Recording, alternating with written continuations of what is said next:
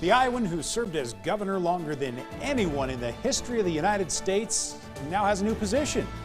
And he'll hold that where he attended law school 50 years ago.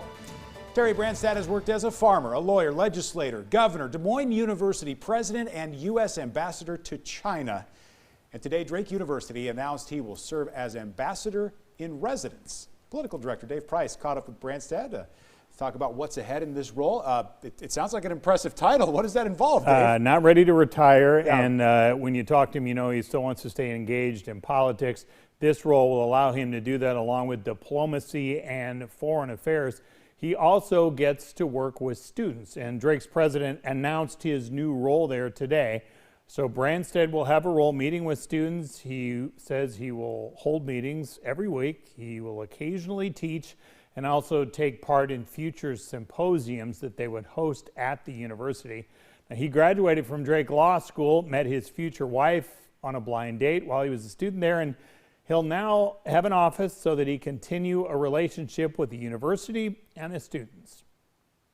Can you imagine sitting in a class with the longest serving governor in the history of these United States, as well as an ambassador to China, and just asking those questions that will come to mind based upon that experience? What an invaluable experience our students are going to have. I hope to do it for a long time. And I'm feeling good, and I'm in good health, and I hope this will be for an extended period of time. I do intend to meet with students and be available like on a weekly basis.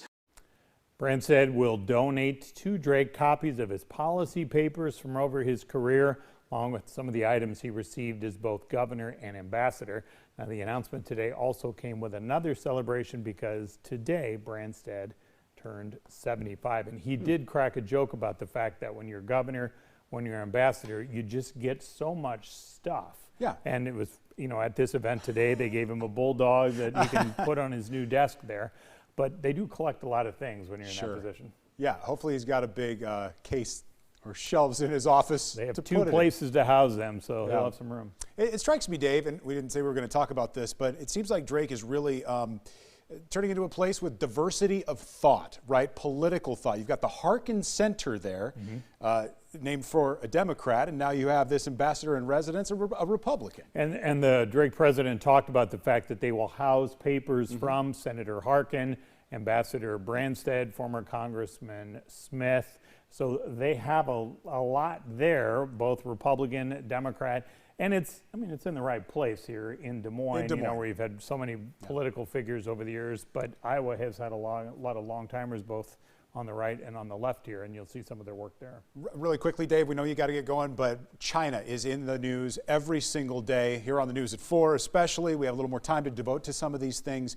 You got to talk to Branstad today about China, and you say he's freed up to share more opinions about it these days. He made a comment that when you're big difference between being governor and being ambassador.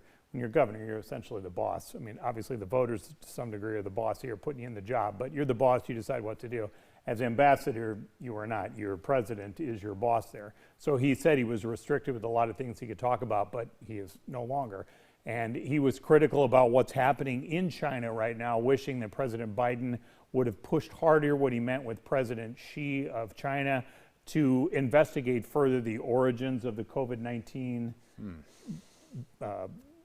virus that has caused so many problems across our world here, and said he was kind of disappointed that the presidents did not discuss that when they met earlier in the week.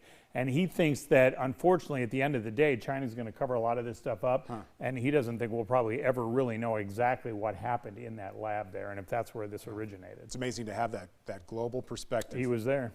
Thank you, Dave. We're back with world and national news right after this.